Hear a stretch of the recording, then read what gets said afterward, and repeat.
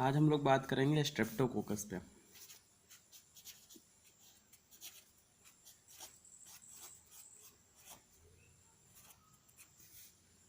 ठीक है, अगर इसकी क्लासिफिकेशन की बात करें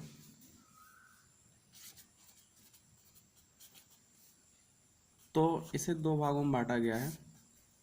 एक है aerobic and facultative anaerobic. Facultative anaerobic और दूसरा है ऑब्लिगेट एनारोबिक।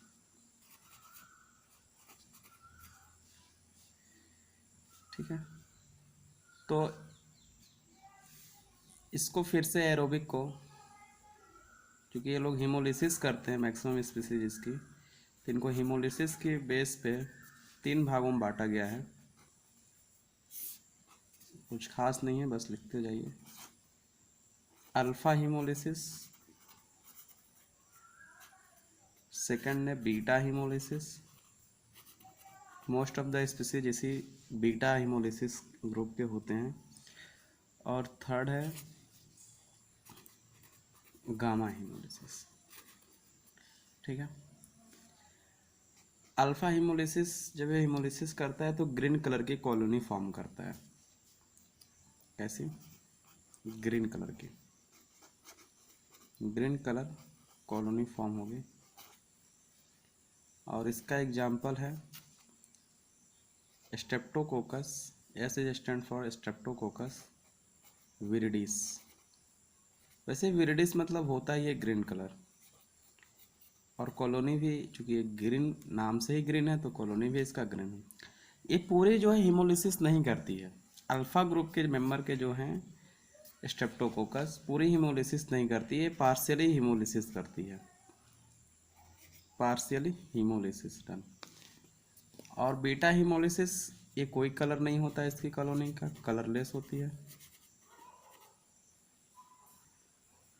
रेड सेल इसमें पूरी तरह से जो है, चूँकि हीमोलिसिस किसको, आरबीसी को ही लिस्ट करेगी, तो इसमें रेड सेल जो है पूरी तरह से लिस्ड आउट हो जाती है। यानी कि एक कम्प्लीटली, इसमें क्या था, पार्शियली हीमोलिसिस और ये कम्प्लीटली करती है। यानी कि red cell are completely lysed. ठीक है, बहुत सारे स्पीसीज जैसे हमने पिछले लेक्चर में देखा था न्यूमोकोकस, तो ये सब इसी स्पीसीज से, मैंने वहाँ भी लिखवाया था कि बीटा हीमोलिसिस के ग्रुप से ये लोग बिलोंग करते हैं, तो मोस्टली बिलोंग करते हैं स्ट्रेप्टोकोकस की स्पीसीज इसी ग्रुप से। ठीक है, गामा जो है नॉन हीमोलिटिक स्ट्रेप्टोकोकस है, यानी कि ये हीमोलिसिस बिल्कुल ही नहीं करता, नॉन हीमोलिटिक स्ट्रेप्टोकोकाई। ठीक है, तो इनका क्लासिफिकेशन पूछा जाता है, बहुत ही इजी क्लासिफिकेशन है। एरोबिक और फैकल्टेटिव एनारोब और ऑब्लिगेट एनारोब। ठीक है, फिर उसके बाद से हीमोलिसिस के आधार पे इनको बांटा गया है अल्फ़ा, बीटा और गामा। अल्फ़ा जो ग्रीन कलर के लोग कॉलोनी बनाते हैं जिसके विरिडिस पार्शियली हीमोलिसिस करते हैं, और बीटा हीमोलिसिस जो है कलरलेस रेड सेल को कम्प्लीटली लिस्ट कर देती है, और ये नॉन हीमोलिसिस है। तो एक तो इनका ऑक्सीजन टेकअप अनटेकअप पे लिया गया है, और एक हीमोलिसिस के आधार पे इनको डिवाइड किया गया है। अब हम लोग देखते हैं स्ट्रेप्टोकोकस मेनली पायोजेंस। ठीक है, ये वही बैक्टीरिया है जो हम लोग रोमैटिक फीवर में पढ़े थे, आरएचडी में, वही वाली ये है। तो सबसे पहले सीरियल वाइज चलते हैं, मॉर्फोलॉजी की बात करते हैं।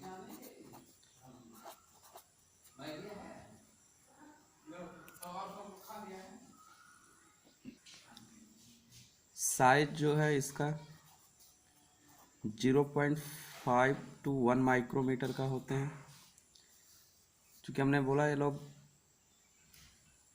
दो कैटेगरी में है, मतलब अगर इन लोगों को एनारोबिकली ग्रो कराया जाए तो इनकी साइज छोटी रहती है, और अगर लिक्विड मीडिया में इनको ग्रो कराया जाए तो इनकी चेन जो है लंबी मिलेगी। चूँकि ये स्ट्रेप्टोकोकस हैं तो ये चेन के फॉर्म में होंगे, ठीक है। तो पूछा जाता है कि चेन ज़्यादा किस मीडिया में जो है ग्रो करेगा, तो लिक्विड मीडिया में ज़्यादा जो है ग्रो करता है in comparison to solid media. ठीक है। फिर दूसरा क्वेश्चन बनता है ये चेन में ही क्यों होते हैं, स्ट्रेप्टोकोकस की स्पीशीज चेन फॉर्मेशन क्यों करती है। क्योंकि चेन फॉर्मेशन इसलिए होता है इनका कि जो इनकी डॉटर न्यूक्लियाई हैं, ठीक है, या इनकी जो कोकाई है जो डिवाइड करती है, एक ही प्लेन में जो है डिवाइड करती जाती है, और इनकी जो डॉटर सेल है वो फेल हो जाते हैं सेपरेट होने से। मैं क्या बोल रहा हूँ, मैंने दो बातें बोला। पहली बात बोला कि chain formation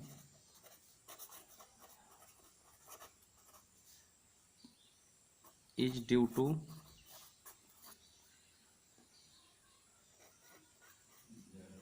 cocci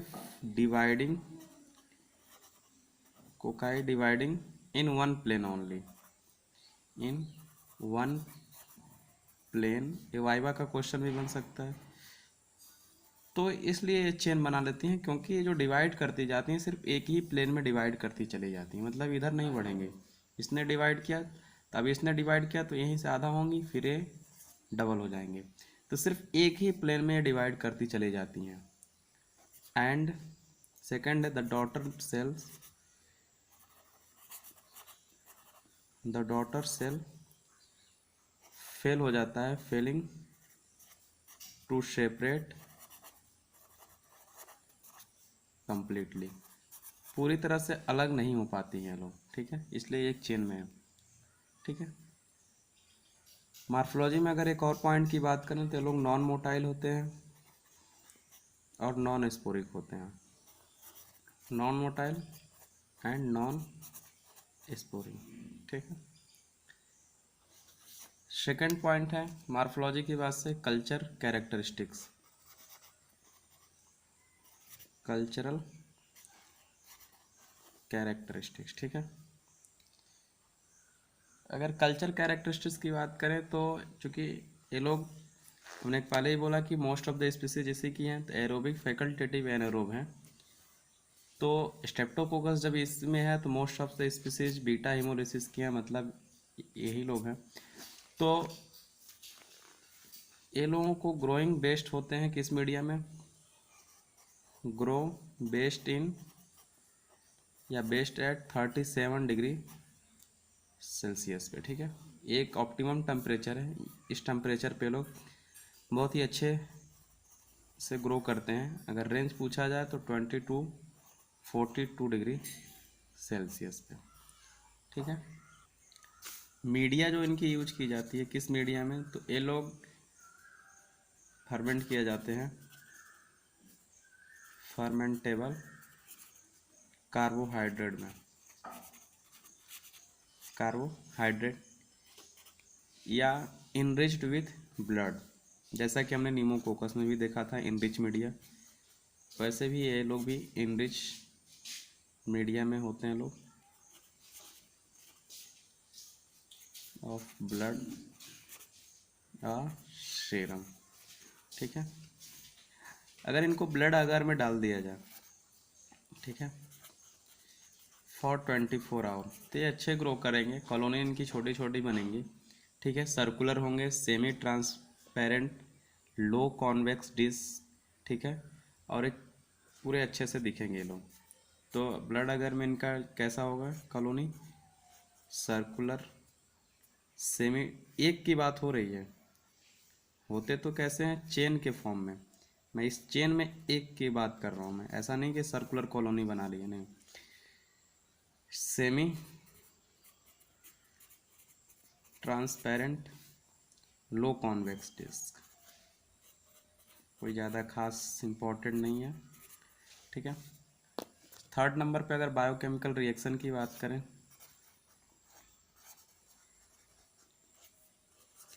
biochemical reaction की बात करें अगर, तो ये लोग कैटलेज निगेटिव होते हैं, कैटलेज निगेटिव,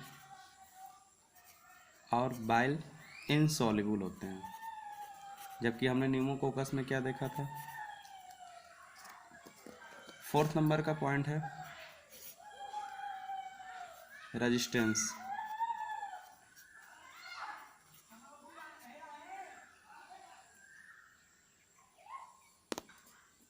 ये लोग जो है 54 डिग्री सेल्सियस पे 30 मिनट पे अगर हीट पे रख दिया जाए तो ये डिस्ट्रॉय हो जाते हैं। हमने उसमें भी देखा था, बिल्कुल सब कुछ वही स्पीसीज है, बस थोड़ा सा पैथोलॉजी चेंज हो जाती है। Easily destroy by 54 degree Celsius for 30 minute. ठीक है। और क्या होते हैं इन लोगों की कैप्सूल जो बनी होती है हैलोरोमिक एसिड की बनी होती है, HYALUROMIC,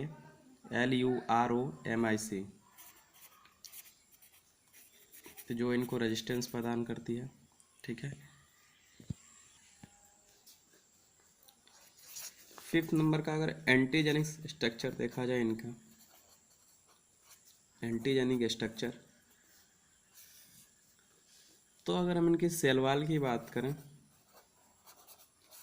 तो सेल वॉल में 3 लेयर होती हैं इनकी, आउटर लेयर, इनर लेयर, और थोड़ा गैप रखिएगा इनके बीच में एक एक लाइन का, और sorry outer layer, middle layer, then inner layer.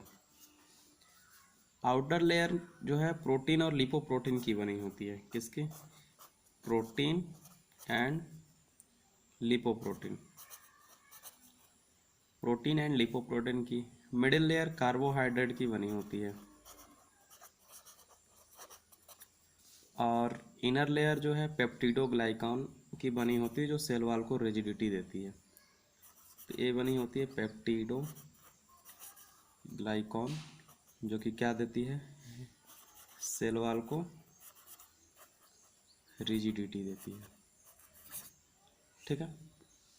अगर हम इस प्रोटीन की बात करें जो कि आउटर लेयर में जो पाई जा रही थी, ठीक है, तो इस प्रोटीन में एक प्रोटीन होता है एम प्रोटीन। एम प्रोटीन के बारे में जो एक खास बात है, ये जो है एक विरुलेंस फैक्टर की तरह काम करता है। जैसे कि ये किसी होस्ट सेल के अंदर गया इन्फेक्शन पहुंचाने के लिए, तो उस होस्ट सेल की मैकेनिज्म मैक्रोफेज न्यूट्रोफिल आएंगे मारने के लिए, तो इसके इनहिबिटरी जो है, जो फैगोसाइटोसिस जब होने जाती है, तो इसको ये एम प्रोटीन जो है इनहिबिट कर देता है, यानी कि उससे स्किप कर जाता है, उसे मारने नहीं दे पाता है वो। तो ये आया मैक्रोफेज मान लो, और ये बैक्टीरिया थी, तो एम प्रोटीन इसको, इस बैक्टीरिया को क्या कर लेता है? बचा लेता है। तो वही लिखना है, act as virulence factor by inhibiting phagocytosis,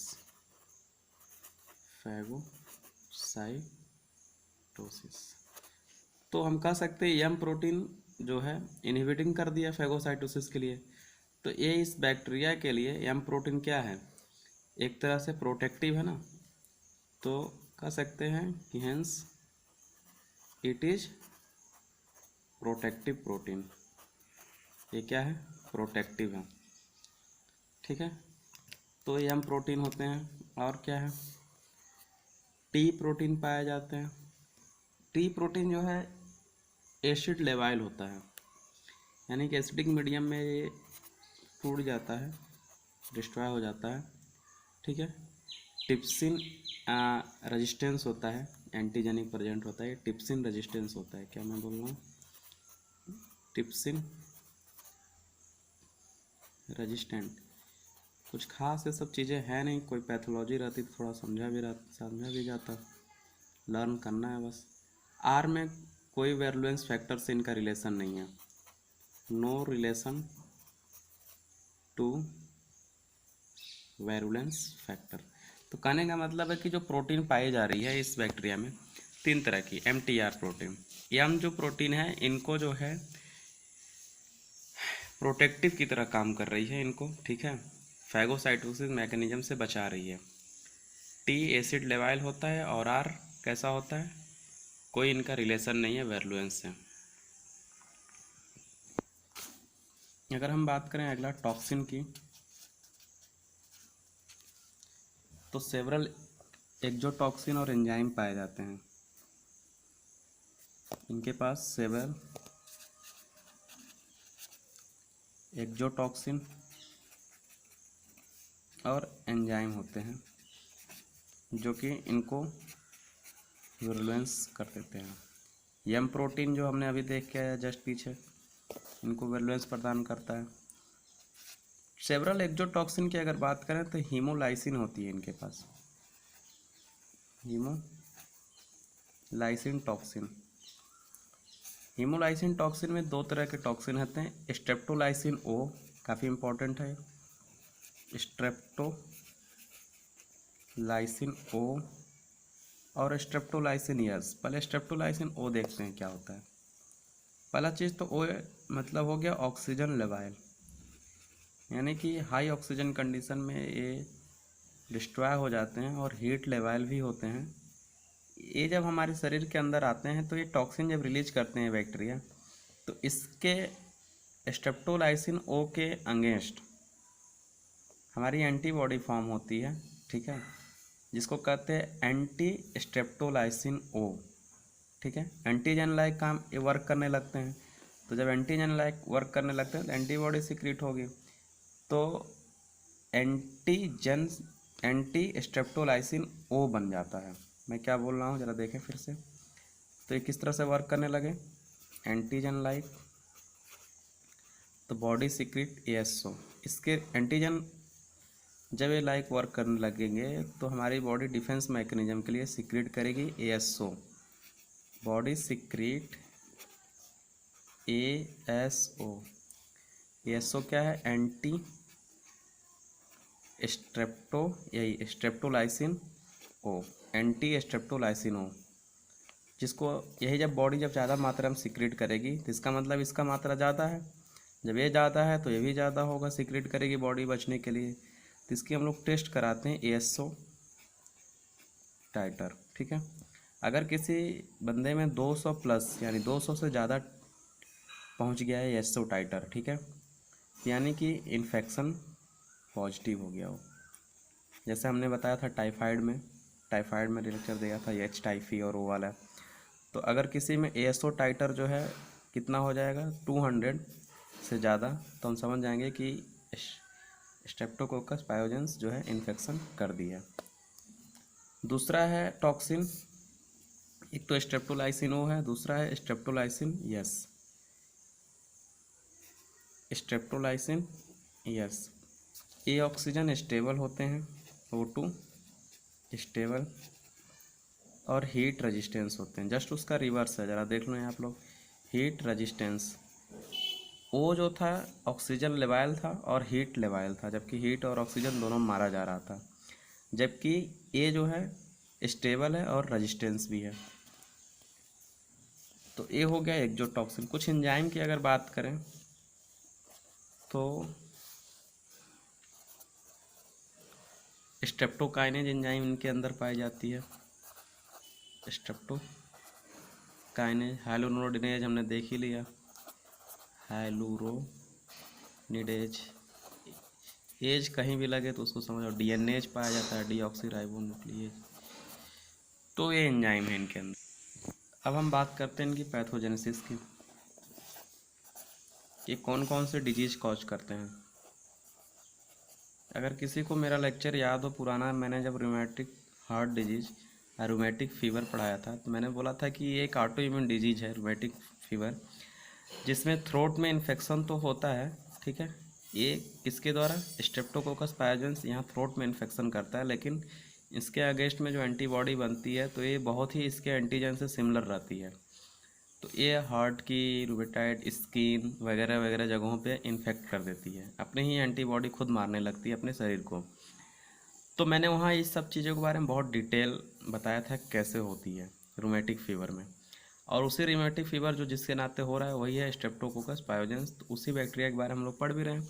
तो पैथोजेंसिस तो लगभग उसी तरह से ख़त्म हो गया जो कि हम लोग पैथोलॉजी में पढ़ चुके हैं। फिलहाल कुछ पैथोजेंसिस लिखते हैं जो कि ये रिस्पायरेटरी इन्फेक्शन करते हैं, रिस्पायरेटरी इन्फेक्शन करते हैं, मेनली थ्रोट इन्फेक्शन, ठीक है। सोर थ्रोट हो जाता है इसमें, कैसा, सोर थ्रोट। टॉन्सिलाइटिस के कॉज करती है, टॉन्सिलाइटिस। फेरेंजाइटिस भी कॉज करती है ये। मैंने सारी चीज़ें वहाँ लिखवा रखा है। फेरेंजाइटिस, स्किन की बात करें अगर, मैंने बोला था स्किन में भी इनका इन्फेक्शन होता है, तो इम्पेटिगो भी कॉज कर लेती हैं, आयरसिस सब। जेनाइटल में भी इनका इन्फेक्शन है, फीमेल जेनाइटल में ये लोग इन्फेक्शन कॉज कर देते हैं। और भी सपरेटिव इन्फेक्शन है, अदर बहुत सारे इनका इन्फेक्शन है, सपरेटिव इन्फेक्शन है, जैसे कि लीवर, ब्रेन, लंग्स, किडनी में भी ये लोग इन्फेक्शन करते हैं। और नॉन सपरेटिव की अगर बात करें तो नॉन सपरेटिंग में पहला चीज़ तो हो गया रूमेटिक फीवर। और अभी एक चैप्टर हम लोग पढ़ना बाकी रखा है, वो है किडनी चैप्टर में, उसमें भी एक्यूट ग्लोमेरुलो नेफ्राइटिस, इसमें भी सेम मैकेनिज्म चलता है। एक्यूट ग्लोमेरुलोनेफ्राइटिस और आरएफ की जो मैकेनिज्म है लगभग सेम चलती है। तो ये चीज़ जब हम लोग पढ़ेंगे तो देखेंगे। तो ये बात हो गई पैथोजेनेसिस की। और हम बात करते हैं इसकी ट्रीटमेंट की। अगर हम ट्रीटमेंट की बात करें तो जितने भी बीटा हीमोलिटिक ग्रुप हैं, मैं सारे बीटा हीमोलिटिक ग्रुप की बात कर रहा हूँ, ये भी उसी ग्रुप का है। बीटा हीमोलिटिक ग्रुप है जितने भी, वो सेंसिटिव होता है पेनिसिलिन से। मैंने कल भी न्यूमोकोकस में बताया था कि पेनिसिलिन से वो मारा जाता है, अभी स्पेसिफिक पेनिसिलिन जी से। तो ट्रीटमेंट है, आप इसे पेनिसिलिन से ट्रीट करेंगे, बाकी अपने यहाँ तो केस टेकिंग। तो ये था जो है टोटल लेक्चर, शॉर्ट लेक्चर था किस पे, स्ट्रेप्टोकोकस पायरोजेंस के बारे में। बाकी सारी चीज़ें देख लीजिएगा आप लोग, कुछ खास नहीं है।